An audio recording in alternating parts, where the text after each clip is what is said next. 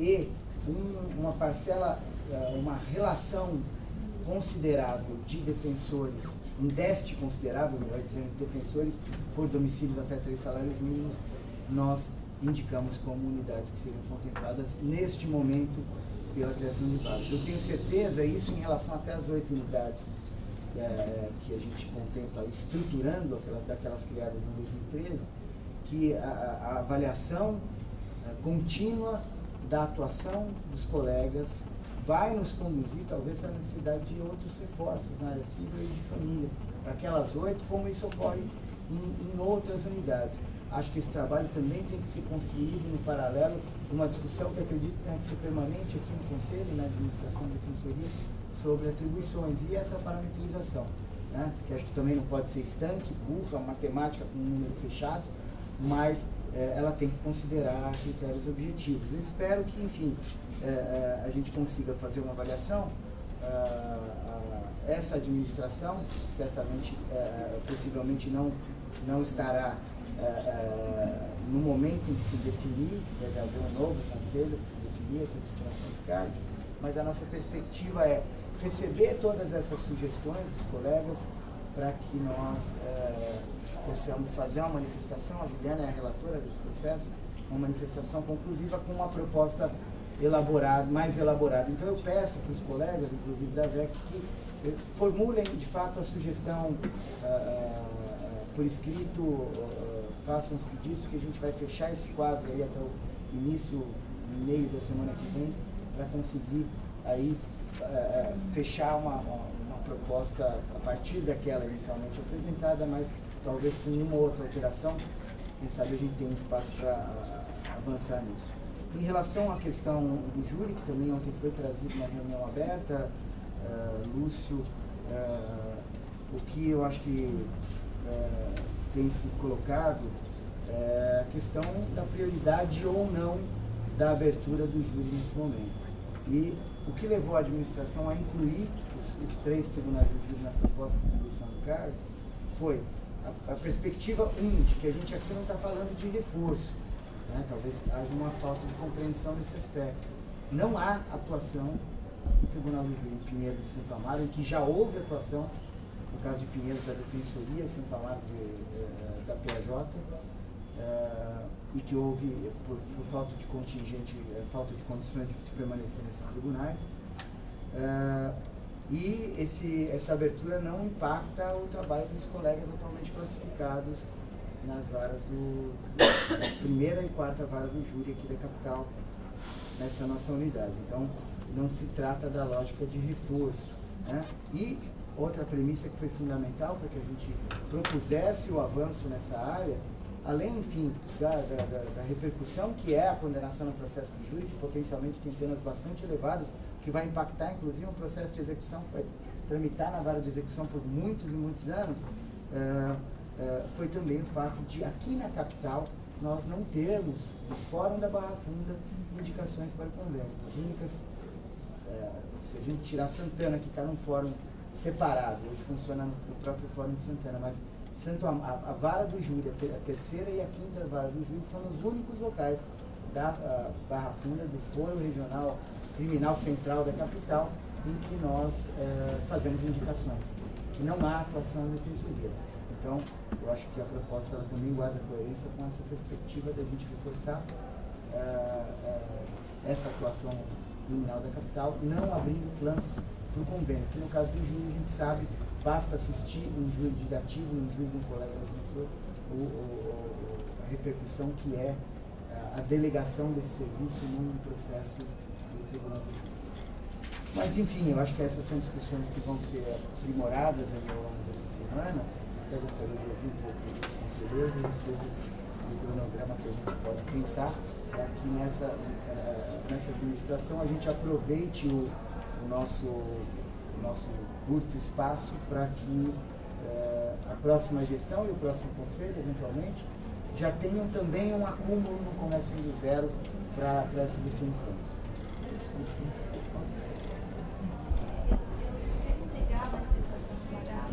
Obrigado, Tiago. Bom, a palavra está aberta para os conselheiros. Processo está em pauta, não sei se vou chamar. me manifestar, não. Vamos chamá-la, Paulo. Então, eu espero. Obrigada.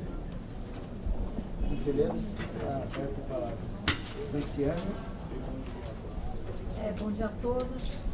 Vou me manifestar especificamente sobre as questões trazidas aqui e gostaria de trazer algumas reflexões, especialmente para a segunda sub e para a Defensoria Geral, porque eu acho que os demais colegas, enfim, conseguem compreender essa dimensão desse trabalho, mas eu acho que muito importante que a administração compreenda essa demanda da VEC trazida aqui. A VEC já tem, e eu vou aceitar a provocação do Renato e falar sobre a questão como conselheira de todas as VECs e não só da capital. Eu acho que, especificamente em relação à VEC da capital, a demanda hoje, nós tivemos reunião com os 2 juízes, são 5 varas, então 2 titulares nos chamaram exatamente por conta de representação que nós fizemos contra juízes. E essas representações se deram porque os processos não vêm para o defensor. Então, eu me lembro que há alguns anos atrás, quando a VEC foi pioneira em assumir esse trabalho, nada lá atrás, nós começamos a perceber essa dificuldade do volume já desde lá, e eu lembro que a nossa subassistência disse pra gente assim, problema de vocês. Vocês foram procurar, a VEC não existia, vocês pediram para criar essa unidade para funcionar, vocês foram para presídio, então agora se vocês estão com essa demanda, o problema é de vocês. E o que a gente espera desse conselho? Que a VEC é uma unidade muito grande, com 17 defensores, existe um número de pessoas que, pelo número, a gente tem sempre férias, então sempre uma banca no mínimo a gente tem rodando, a gente tem hoje uma licença maternidade super longa, a gente pede, não só dos conselheiros como da administração, essa compreensão para esse problema. Então, me parece que agora, eu espero que isso não aconteça, que os defensores da VEC não sejam punidos por tentar fazer ampla defesa e falar nos processos. E que a gente também acabe com esse mito, e eu acho que é um mito que a gente já discutiu aqui outras vezes no Conselho, que é você achar que o réu que está o condenado que está solto não tem importância no sistema de defesa. Isso é uma demanda da sociedade civil, a gente teve lá, e peço a ajuda da Luciana, a gente teve nas conferências esse olhar muito voltado para o egresso, não só aquele que terminou de cumprir pena, como aquele que está em cumprimento de pena. Nós sabemos que essas pessoas são absolutamente relegadas à própria sorte. Conseguimos montar um esquema, hoje a ouvidoria está presente no nosso plantão e vê o nosso trabalho. Conseguimos montar esse esquema de atendimento dessas pessoas, de recepção dessas pessoas, de um olhar para essas pessoas que não tinham para quem procurar. Então, isso acaba afetando na demanda desse cartório que hoje resolveu nos punir porque nós fizemos uma representação. Então, essa questão, e eu falo de VEC Capital e falo, por exemplo, da Super VEC, nós tivemos um olhar diferenciado já. Uma Super VEC, a criação de uma vaga para a Super VEC já foge do parâmetro dos 4 mil que nós fizemos lá atrás. Então, nós começamos a nos debruçar sobre a questão das VECs, com felicidade, óbvio, porque se nós temos agora uma Super VEC, nós temos que atender. Então, as questões que vão começando a aparecer, eu acho que elas têm que ser enfrentadas. E é nesse sentido que eu acho que se já temos um precedente, estamos aqui adaptando já aqueles 4 mil, nós temos agora uma nova situação, que é essa situação dessas 5 varas quererem, entre aspas, punir a defensoria porque está pedindo para trabalhar. Então, nesse sentido, meu pedido vai não só para a criação de vagas da VEC Capital, mas desses problemas, então a gente já teve um contemplado aqui. E à medida que eles forem chegando para a gente se debruçar sobre isso. Então, em relação à VEC, era isso. Em relação ao júri, o colega Lúcio veio se manifestar, na verdade, eu tenho uma dúvida, eu vou me manifestar sobre os 3 pedidos. Hoje, o primeiro tribunal do júri provisiona? Provisiona apenas colidência. Apenas colidência? Colidência com teses antagônicas entre co-réus. E a gente tem uma ginástica que é difícil nos júris, em especial no primeiro, são 5 plenários, se realizam simultaneamente, diariamente lá.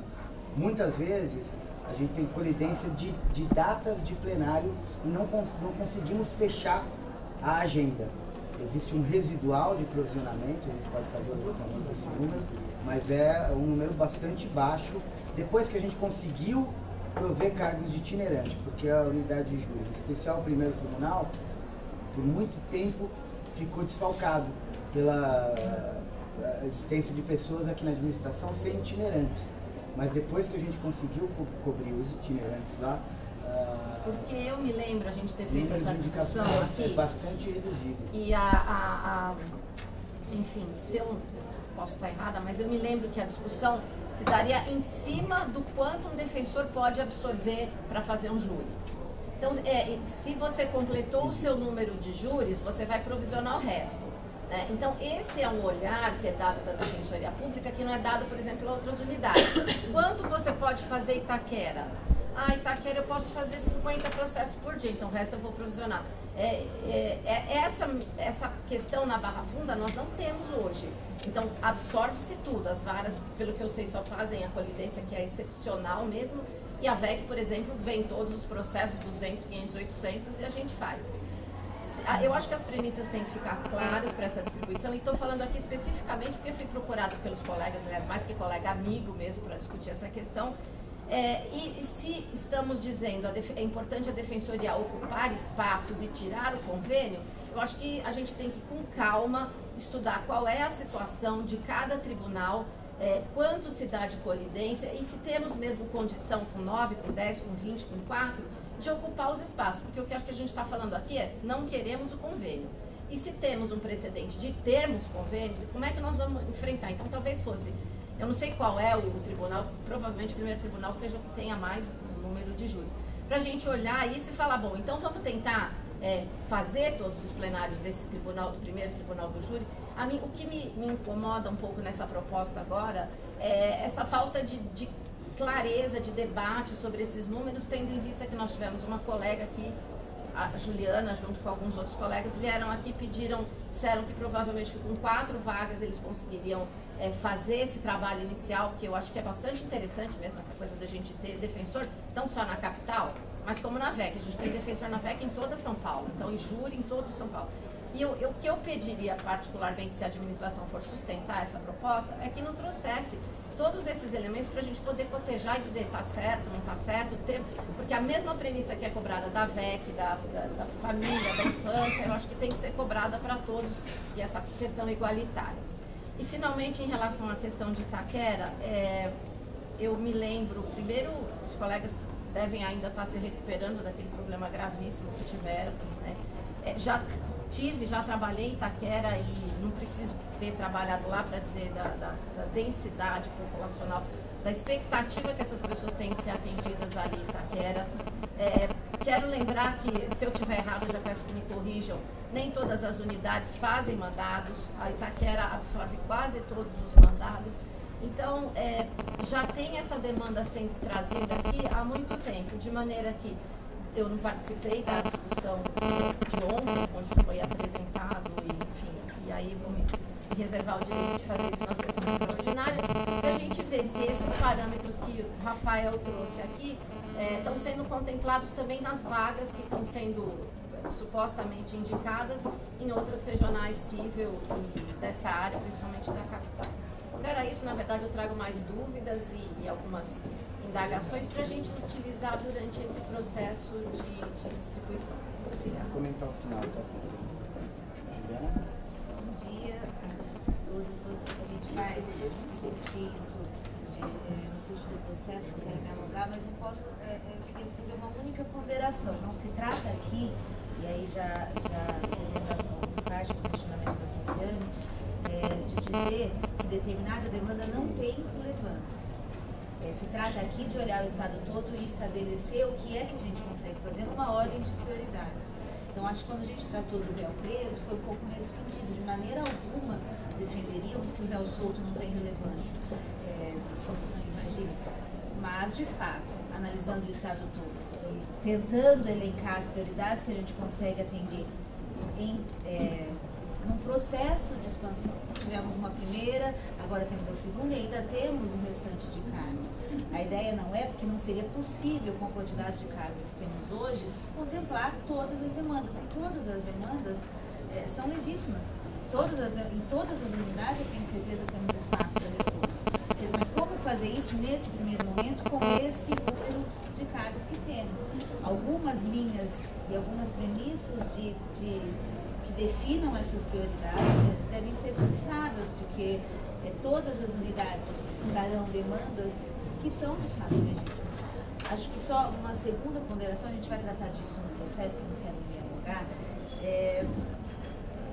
Nós temos sim o raciocínio, essa modulação do quanto pode ser absorvido, que você trouxe no efeito do júri, é feito em outros lugares. E nenhuma dessas unidades, mesmo naquelas que estamos propondo reforço, nas unidades novas que estão sendo criadas, a gente supõe que os colegas de civil e família conseguirão absorver 100% da demanda.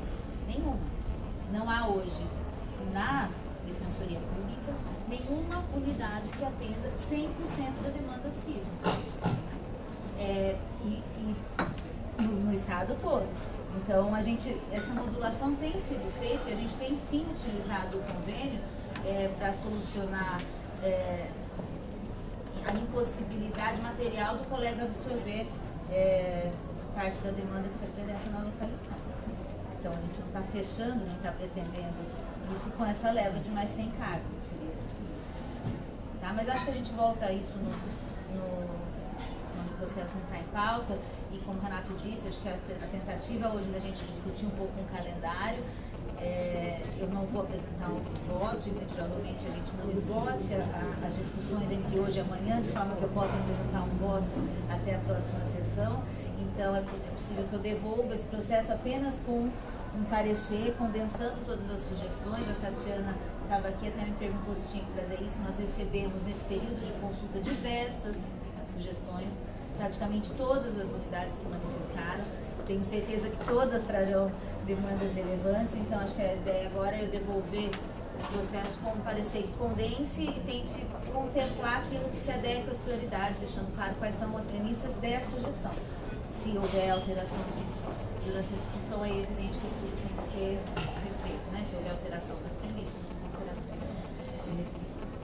Eu quero só dar uma notícia saindo um pouquinho do assunto, mas é um tema que recorrentemente surgia neste conselho. Nós conseguimos essa semana formalmente a cessão de um espaço no Fórum de Presidente Prudente, algo que vinha sendo trabalhado há anos. Os colegas não tinham espaço algum e depois tinham um espaço provisório para utilizar durante o plantão judiciário, porque até então nem plantão judiciário eles conseguiam fazer dentro do fórum. Então, finalmente, essa semana houve a desocupação de uma sala e a gente conseguiu formalizar a cessão desse espaço. Tá? Então, só agradecer, até agradeço a CGA pelo esforço, os colegas de Prudente que se empenharam muito diretamente ali junto à direção. Conselheiros. Estou comentando, Franciane, acho que a questão de Ribeirão Preto, ela não se ateve, isso a gente frisou mais de uma vez, à criação da Supervec. De fato, é um elemento a mais que reforça a conveniência da gente priorizar esse acerto, que é o acerto pontual do plenário de execução, mas ali nós temos a criação e instalação de estabelecimentos prisionais do Jardinópolis. Eu até tinha notado e me esqueci de dizer. Eu estou buscando material. Ribeirão Preto era uma unidade que na parametrização anterior ficou bem no limite dos 4.000 processos. E aí nós tivemos agora a construção de outra unidade prisional cuja competência é de Ribeirão.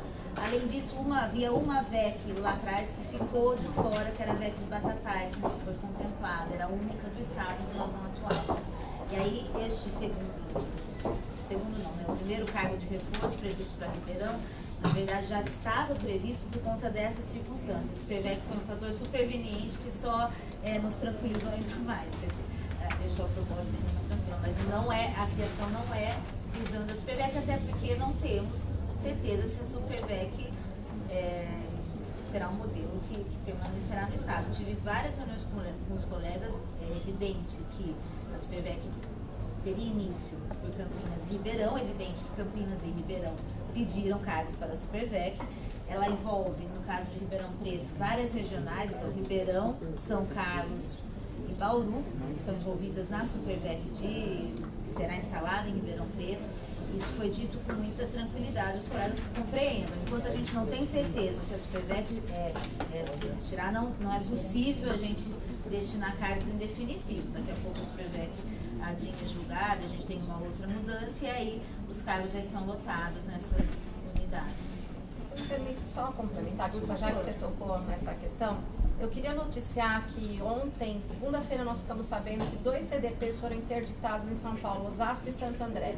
E todos os presos foram para a capital e, por conta disso, provavelmente os processos já devem estar rodando agora. Então, veja bem, essa situação, então eu peço a vocês, enquanto eu estiver aqui no meu mandato, que olhem que essa é uma situação peculiar apenas da capital. Eu não tenho notícia que isso aconteça em outro lugar. Que essa, com esse volume, como agora nós recebemos... É difícil mesmo. Então, por que eu estou te dizendo isso? Porque você usou como deixa a criação de 2 estabelecimentos. Então, a capital é como se permanentemente nós tivéssemos criações de estabelecimentos, os processos... Isso, que vem e volta. Acabamos de ter a notícia de 6 mil processos de Franco da Rocha que saíram daqui e chegaram em Campinas. Mas, então, se a competência não é nossa e você precisa fazer um reforço da unidade para o processo que não é seu, desculpa, Joaquim. Sim, mas eu posso criar hoje um cargo a mais na VEC de Campinas para atender os 6 mil processos de Franco da Rocha contra lá? Você pode, então, ter uma previsão de itinerante para fazer os processos extraordinários. Aí é um modelo diferente. Aí talvez cabe uma discussão. A dificuldade é fixar cargos que estão lotados na unidade, eles não podem ser de lá retirados, salvo na vacância, com base em questões que são ainda flutuantes. Bom, mas então nós teremos que ter um levantamento de São Paulo para saber se tem flutuante, tirar e colocar. Esse modelo novo que você sugere, Franciane, até me parece interessante. A gente criar uma forma de cobrir a transferência de competência, isso talvez exija, evidentemente, uma aprofundamento da discussão, mas me parece até um modelo do mutirão, né? Mas é diferente do que você trata, não é bem mutirão, é uma... É fato que nós vamos ter 2 CDPs com todos os preços lá na capital. É um aumento, é um aumento. Sim, mas não é que foi a criação dos CDPs. Não, interdição. Então, a hora que deixa de estar interditado... Mas enquanto isso você faz, né, isso Juliana? que é fixo. Posso fazer algumas observações aqui? Eu interrompi, tem gente inscrita, desculpa. Só em relação a Ribeirão Preto, então, retomando, nós tínhamos Jardinópolis e Batatais como um elemento novo e concretizado, porque a gente também ouve, não, mas vamos criar um estabelecimento aqui e ali, já estão construindo, de fato, a gente vai ter que ir se adaptando ao longo da nossa expansão para essas situações, e essa é uma que se concretizou. Reforcei nas reuniões que a gente realizou sobre isso, que o fato da instalação da Supervec em Ribeirão ser também um elemento que nos levou a fazer esse reforço, não quer dizer que a Defensoria aqui está chancelando o modelo estabelecido ali dos departamentos regionalizados de execução, tá certo? O próprio tribunal, isso a gente ouviu da presidência da sessão criminal, acho que eu noticiei isso aqui no Conselho, estava levando com muita cautela e parcimônia a instalação, a implantação da lei, por conta da pendência no CNJ e mesmo no Supremo, né? Acho que tem 2 expedientes aí que podem, de fato, reverter a situação. E em Ribeirão Preto eles trabalharam com um fato consumado porque já haviam locado o espaço, inclusive tinha uma instalação física que ia ficar sem uso se eles não instalassem.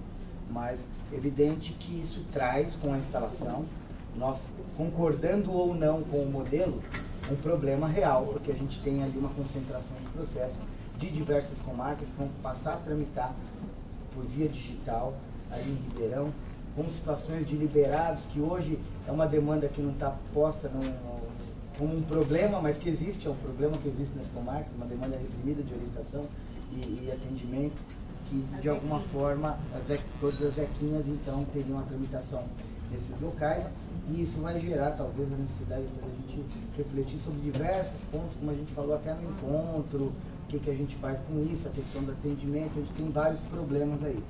Mas acho que a gente não precisa fechar as portas para acertos, Franciane.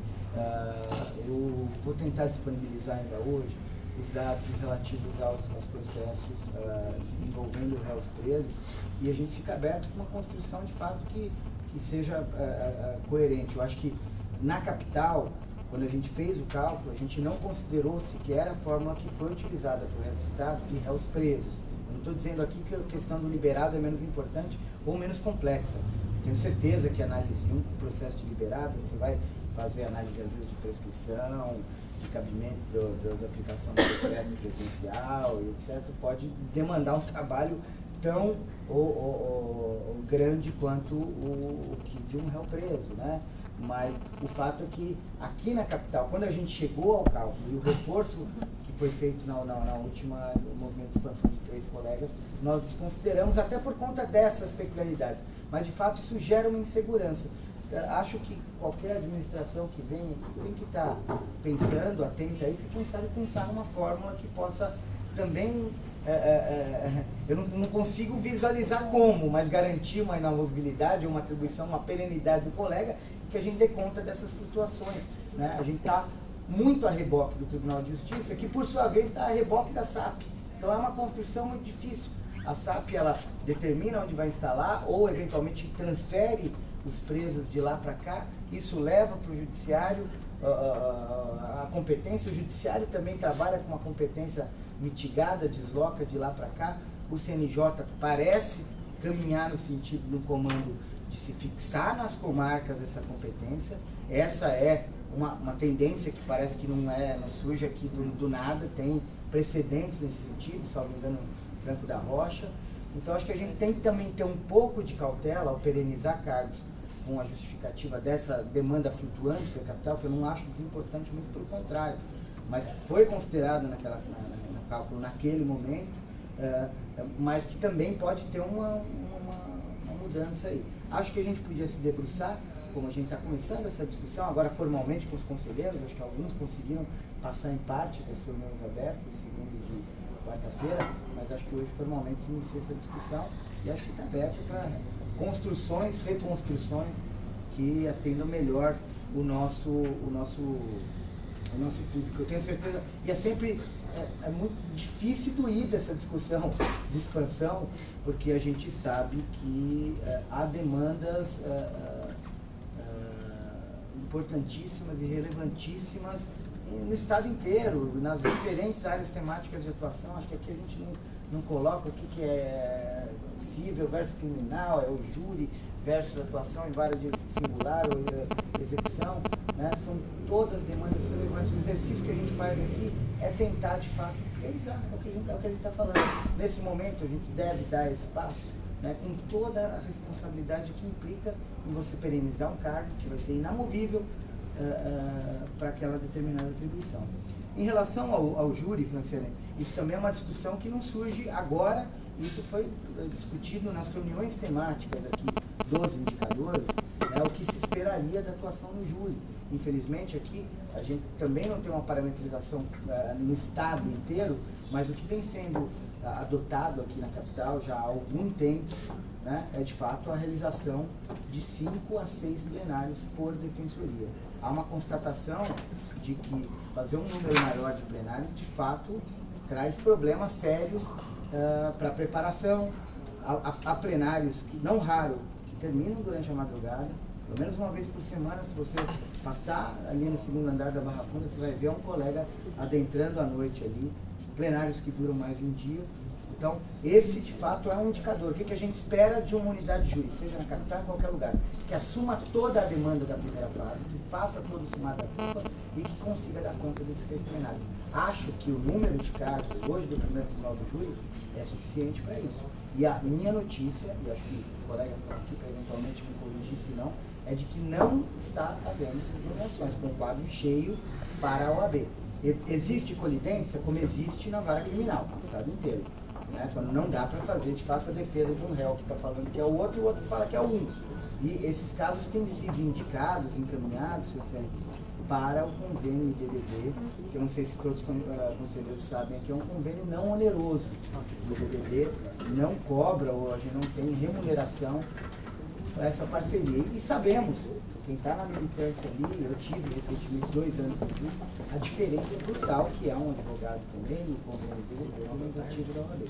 A proposta se colocou nesse sentido. A projeção, inclusive, de cargos para esses tribunais levou em consideração a necessidade de cobrirmos as salas de audiência e os plenários, com absorção integral. Salvo Santana, que no final a proposta já reduziu para uma atribuição inicial com 2 colegas.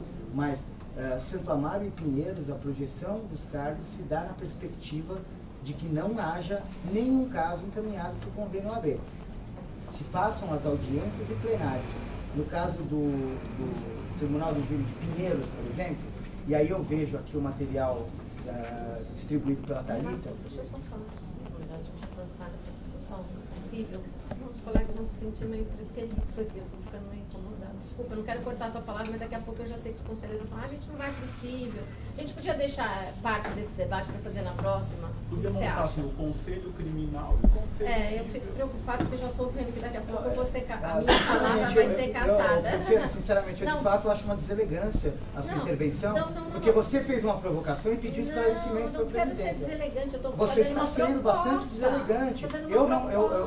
Eu estou terminando de explicar quais os critérios que nortearam a administração. Ao entender, me desculpe, mas eu estou sendo muito sincero e franco com você. Me sinto, de fato, desrespeitado porque você me fez uma provocação e eu estou tentando explicar. Renato, eu como conselheira eu concordo com a presidência, acho que os conselheiros podem ser. Eu estou fazendo uma proposta para você. Lamento, Franciane, você me pediu esclarecimento. Lamento profundamente a sua postura. Me desculpe, aqui ninguém faz maniqueísmo com civil e criminal. Trabalhei por 6 anos na área civil, acho tão importante, mas você fez uma provocação. A questão júri tem causado polêmica. Vocês podem notar que essa administração, embora tenha pessoas do júri, não fez nenhum movimento de privilégio ou priorização. Pelo contrário, a unidade júri, nesses últimos anos, foi a mais castigada, porque nós sabemos ali que não precisava ter itinerante. A unidade júri, então, fica parecendo muito deselegante que há um caráter de pessoalidade nisso. Tá certo? Na proposta, eu estou lhe dizendo, por dados, porque se construiu uma proposta para atender. O indicador de atuação do júri é de 5 a 6 plenários. E essa foi a construção, para que nós estivéssemos em todos os plenários, em todas as salas de audiência. No quinto tribunal do júri, por exemplo, temos 2 salas de audiência, uma sala de audiência e 2 plenários que se realizam simultaneamente. Todo dia tem uma audiência de sumário e 2 plenários. Então, a nossa previsão é nesse sentido. Tá? Obrigada.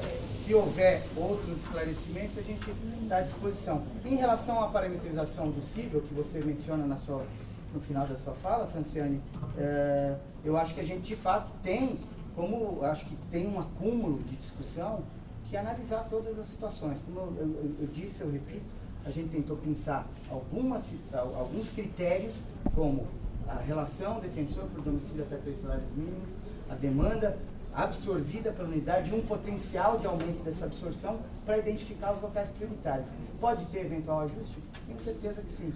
E qualquer proposta de remanejamento que traga, de fato, critérios seguros, nosso drama é esse, de fato, construir uma proposta calcada em critérios objetivos, seguros, que possam se aplicar, porque amanhã a gente não seja acusado de pessoalidade. São bem-vindos aqui na nossa discussão.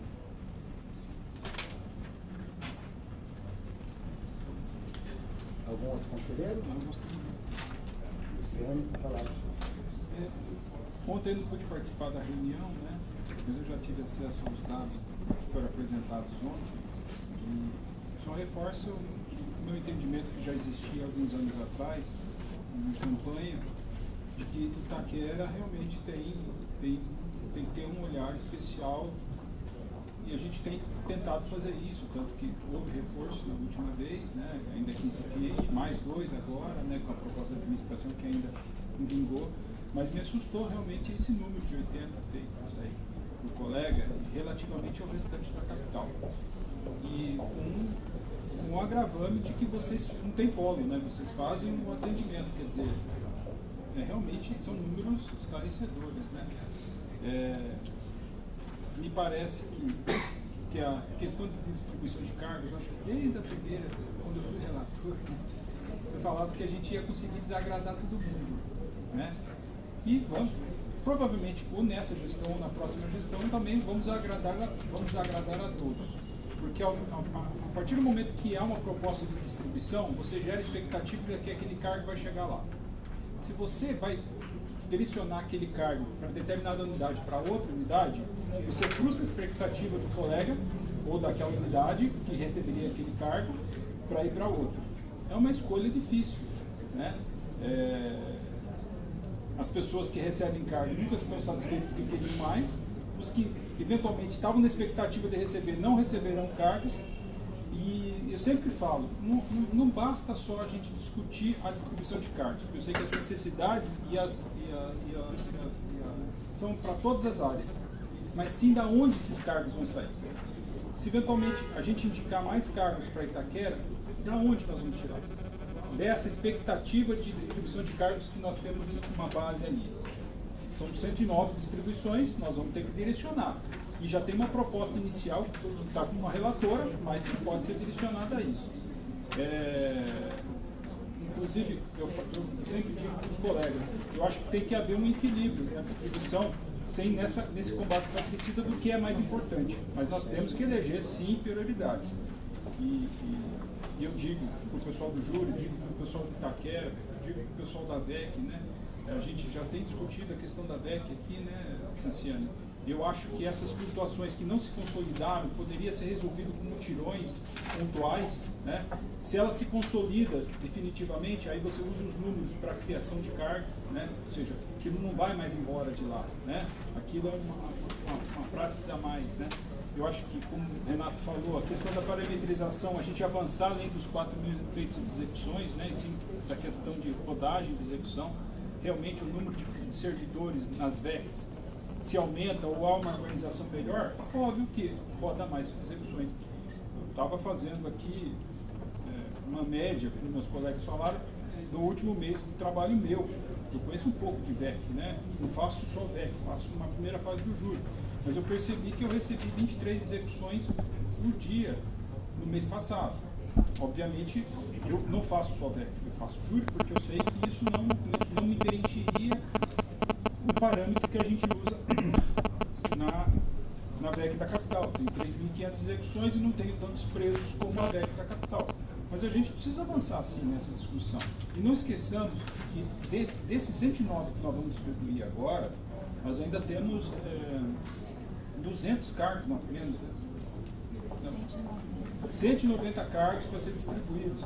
E eu acho que na próxima gestão da Defensoria Pública Geral que entrar agora, eu acho que já poderíamos começar a discussão dessa distribuição desses 200 cargos para que a gente tenha fôlego e com eleição de prioridade. Agora, não é um processo fácil, nunca vai ser um processo fácil, e mesmo que quando a gente chegar a 900 defensores ainda vai faltar, porque eu acho que a demanda de defensores públicos beira entre 1.500 a 2.000, pelo menos, para a gente falar que está atendendo quase tudo ou tudo. Então a gente vai ter esse problema. Mas eu peço compreensão aos colegas, né, que a gente tenha discussão serena sobre isso, né? Evitar esse tipo de conflito que realmente não. Desculpa, mas é verdade. É isso. Algum mais inscritos? Só eu vou disponibilizar a tabela em relação aos dados que a gente já conseguiu da VEC. O número de processos, 2014, pelas informações do cartório, era de 64.960 processos. O número hoje é de 62 mil em tramitação. O número de presos em estabelecimentos SAP em 2000, que a gente utilizou para a última destinação de cargos, era de 28 mil.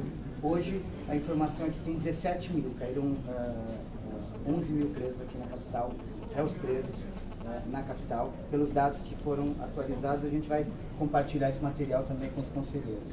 Passamos para a hora do expediente, conselheiros. Eu vou sugerir, já falei aqui com a... o calendário que a gente vai discutir. Acho que a gente vai discutir no âmbito do próprio processo. A minha sugestão, conselheiro José Moacir, conselheiro Rafael Bernassi,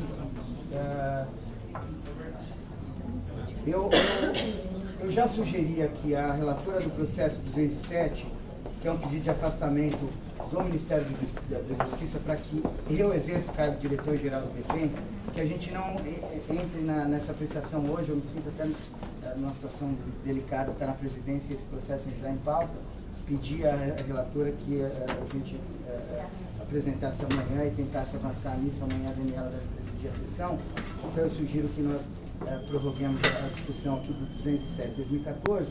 Eu vou sugerir, eu tenho a impressão que o conselheiro Rafael Bessa já fez algumas discussões com o LESC, mesmo com a assessoria criminal da minha assessoria, em relação ao processo 178 de 2014. É um processo mais antigo no Conselho. Se a gente conseguir começar a discussão desse processo, a sugestão da presidência seria iniciarmos pelo 178, e aí no 210 nós podemos sanar eventuais outras dúvidas e aí acertar o cronograma em seguida, pelo menos o início da discussão dessa proposta de deliberação da política de atendimento de preços provisórios.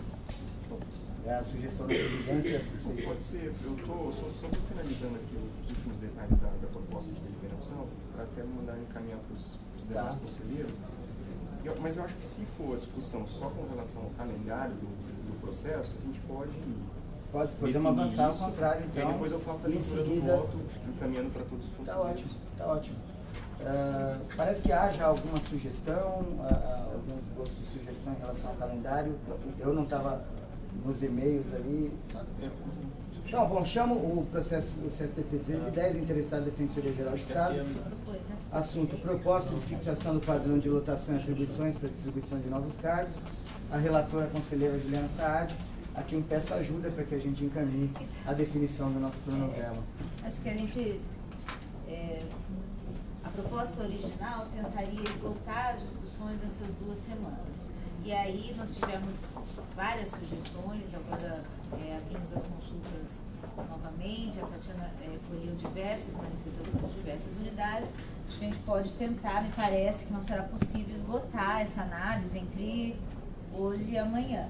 A última sessão desta administração é sexta-feira que vem. Então nós poderíamos pensar num cronograma que reforçasse sessões extraordinárias na semana que vem ou que deixássemos aí a finalização da discussão para melhor aprofundamento para depois. A proposta de calendário, nós trocamos algumas propostas de calendário durante a semana por e-mail com os conselheiros, e acho que me parece que o Luciano fez uma proposta, o conselheiro Rafael também, então tenta postergar o final dessa discussão para depois do dia 16, e aí eu, como relatora, tinha esse compromisso de fazer o parecer final, condensando, como eu disse, as manifestações que foram feitas, tentando compilar tudo e talvez até já trazendo algumas alterações na nossa proposta inicial com base nisso. E aí fica para a discussão posterior, para aprofundamento dessa discussão, sem prejuízo da gente continuar essa análise amanhã e eventualmente na semana que vem em sessões extraordinárias. Eu compartilho aí, os conselheiros fiquem à vontade para fazerem suas sugestões. Acho que Bernardo. O que eu coloquei. Eu propus que, somando o calendário dele, que os conselheiros eleitos fossem convidados a participarem da sessão do Conselho nas próximas semanas, com prejuízo das atribuições onde for possível, para que eles se apoderem já do debate, das discussões, e se a gente não finalizar, que eu acredito que não vai finalizar, eles já possam partir dali. Observando que eu acho que a escola, primeira semana de junho, os colegas deveriam estar já nos padrões de votação deles, os colegas que vão tomar posse amanhã, os 104, né? Então, talvez para que a gente não tenha um problema de designações, um limbo de designações a partir da primeira semana de junho para esses colegas. Minha preocupação é mais essa. Nessa proposta que o Luciano traz, acho que é um pouco o que o Rafael levantou, é tentar montar um cronograma que finaliza a discussão até o final do curso da EDEP. Haverá, então, uma dilação da discussão que estava sendo proposta, mas até final de maio. Né? Eu acho que não tem como a gente finalizar o processo de discussão dos cargos nessa gestão. Nós vamos até o dia 23, desculpa, viu? Foi confirmado. Os conselheiros eleitos. Então, essa composição do conselho vai até dia 23, inclusive, é a última sessão desse conselho. Aí teríamos mais uma semana. Mas a Defensoria Geral vai ter 16, é isso? É. Aí vai dar Eu acredito que seja até consenso entre os conselheiros de que a discussão deve ser prorrogada, até por conta das grandes manifestações que nós tivemos, até o Conselho se debruçar sobre essas manifestações vindas das unidades, dos defensores, acho que vai levar mais um tempo. Mas a preocupação é que os novos defensores vão tomar posse dia 9, né, agora, amanhã, e depois, se o Conselho não decidir até o final da escola, eles não poderão entrar em exercício em nenhuma das unidades, né, os cargos não vão ser criados.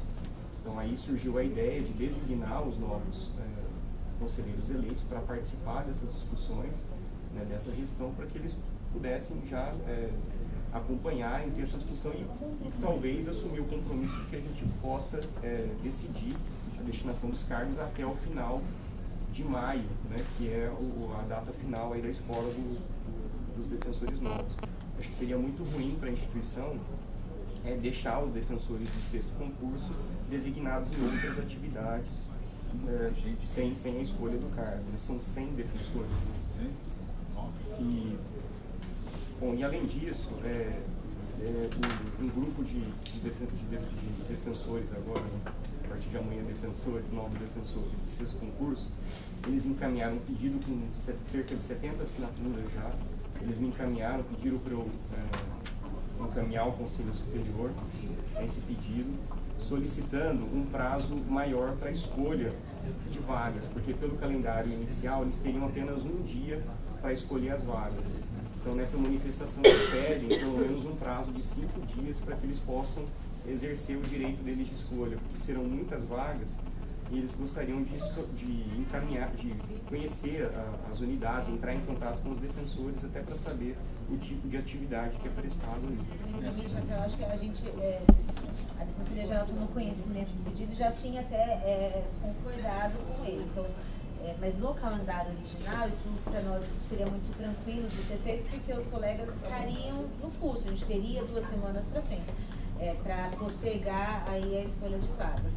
Agora, eu concordo no mérito com o pedido deles e acho que a gente só tem que tentar uma forma de encaixar isso no novo calendário proposto. Eles encaminharam 5 dias, mas me parece que eles já estariam contemplados com um prazo de 3 dias, em um prazo menor. Que eles não gostariam de ter apenas um dia para exercer o direito de escolha, e que eu acho que é totalmente inviável. Um outro fato, se me permite, Bessa, que acho que não só a conveniência do conhecimento, a publicização das vagas para escolha, que é a necessidade de eventual ajuste do padrão de classificação de itinerantes, de cargos vagos itinerantes, de acordo com a composição da montagem da nova administração. Depois que for feita a remoção, a gente vai ter que ver que cargos ficaram vagos, e aí, na montagem de uma nova administração, a gente vai ter que verificar de onde virão as pessoas para acertar eventual padrão de classificação dos itinerantes. Quer dizer, esse exercício, de fato, eu acho que está muito curto apenas aqui em relação ao cronograma, esse espaço entre a remoção interna e a remoção dos novos, considerando que a gente vai ter que fechou a remoção interna e fazer esse acerto, ajustar quais cargos serão colocados em escolha para publicar essa vaga para aí os colegas do sexto concurso terem conhecimento com antecedência para se programar. E entenda que, de fato, esse ajuste na macro, dos defensores de macro, só pode ser feito depois da remoção, porque eventual extinção de cargo e troca de lotação da macro-região só pode acontecer na vacância. Então... Eu queria eles só querem, então, o compromisso do Conselho de que eles terão esse prazo, né, para a escolha de nossa parte não é qualquer opção, mas é muito difícil a nossa discussão aqui, porque de fato a gente vai estar afirmando talvez um calendário sugestivo, mas que a gente vai ter que combinar com os cursos, que são os nossos conselheiros. Da parte da Defensoria Geral, já ficou claro, a Defensora Geral falou isso na segunda-feira, soltou um comunicado que ela não irá fazer usar da prerrogativa que ela teria de, inclusive, fixar os padrões de lotação.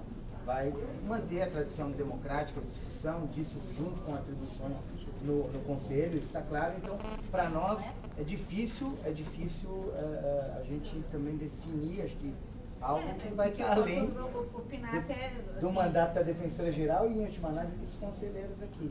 Muito seguramente até dia 16, mas depois disso com opção que eu opino sobre o mandato. O que eu coloquei nesse calendário, até que eu sugeri, foi a ideia de que, aqui que a gente concretizou, de que não seria possível mesmo, ficaria muito rápido essa discussão, então a gente precisaria ganhar mais tempo e necessariamente avançar no próximo mandato da administração e do próprio conselho. E aí eu tentei fazer isso pensando nessa sugestão que o Luciano colocou, da gente trazer os novos conselheiros para esse debate, para de alguma forma já se envolverem com isso, porque senão a gente faz um calendário agora até o dia 23, em seguida entra o novo conselho, começa tudo do zero, então as coisas se perdem. Então talvez se a gente garantir alguma forma de participação, possibilitando que os candidatos aí eleitos ao conselho compareçam ao conselho de alguma forma, prevendo esse afastamento para eles, eu acho que é natural até, e a gente colocando esse calendário, é natural que tenha, acho que uma sequência, acho que dificilmente haverá, não quero esse calendário. Claro que eles entrando, eles podem ignorar todo esse calendário, mas eu acho que chamando eles para participar já na próxima, que pelo calendário que eu sugeri seria uma sessão extraordinária no dia 8, e talvez essa sessão extraordinária... 8 não, então sessão ordinária 9, aí teria uma reunião aberta no dia 12, aqui pelo que eu coloquei. E daí uma extraordinária no dia 15. Então nessa extraordinária no dia 15 já consolidar talvez esse calendário, para daí já ter esse compromisso. De nossa parte, não há qualquer objeção na convocação antecipada dos conselheiros eleitos, para que eles participem já dessa discussão. Inclusive, se for necessário para a semana que vem, fica o compromisso de designação, inclusive. Acho que o Daniel não traria nenhum problema para designar para os colegas acompanharem a sessão, com prejuízos, assim, entenderem que é necessário. Eu acho que seria interessante estabelecer, até para dar uma certa segurança para todo mundo, tanto quem vai fazer a remoção interna. Agora, que o outro conselho pode ignorar? Pode. Eu acho que haverá, assim, acho que todo mundo está num acordo, a questão é para o bem da instituição, todo mundo quer avançar, acho que tem um compromisso de todos aí de tentar avançar, porque ao mesmo tempo que a gente quer fazer o debate, tem que aprofundar, a gente também não pode deixar 2, 3 meses para fazer esse debate, primeiro porque não é tão necessário, 2 meses, 3 meses para ficar discutindo isso, e também é uma forma de não tem como você agora, já que eles estão nomeados e empossados, não tem como de deixar esses colegas. Agora, o que talvez seja importante, pela programação da IDEB, o curso deles iria até o dia 30. Né? Talvez, aí, na linha do que o Renato colocou, de que a gente precisaria estender o dia da remoção deles, talvez conversar com a IDEB ou de estender uma semana o curso e depois a gente estende talvez um pouco mais os dias em que eles ficam com o tal do defensor amigo, né? Então, acho que é uma ideia. Acho que colocar mais uma semana na atuação em conjunto com as defensores pode ser uma alternativa e se ganhar alguns dias aí no início. A minha única questão dos defensores amigos é que os colegas não vão saber a área de lotação deles, né? A área de trabalho. De todo modo, enfim, é uma experiência que é válida de qualquer maneira, né? Nas unidades pequenas pode haver até substituição entre áreas civil e criminal, né? Isso não é incomum. Então, não acho que é uma atividade que se perde. Eu acho uma boa ideia, porque da forma como está, eu acho que fica apertado, inclusive para a próxima administração, acertar o padrão de classificação, para conseguir publicar e ter pelo menos 3 dias aí. Agora, a minha única dificuldade, o que a gente teria que decidir aqui da semana que vem, a proposta trazida prevê uma reunião aberta no dia 12, que é segunda-feira, uma extraordinária na quinta e a ordinária na sexta-feira. Talvez fazer uma consulta da disponibilidade dos conselheiros aqui e dos conselheiros eleitos, né? Talvez até uma consulta da secretaria, uma ligação. Será que eles vêm segunda noite? Eu estou à disposição para a gente continuar dialogando. Agora é isso, nós temos 2 reuniões. Ontem foram mais de 40 intervenções que a gente colocou.